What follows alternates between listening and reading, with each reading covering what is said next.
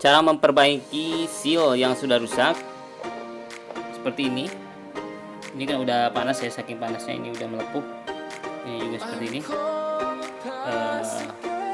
Dulu pas pembelian pertama saya dikasih cadangan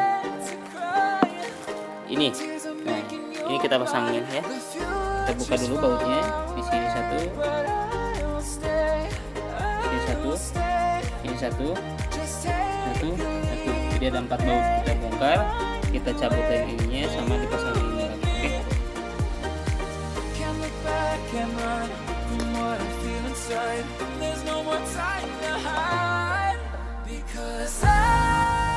Saya percepat videonya ya sampai 1,5 kali biar lebih mantap ya teman-teman.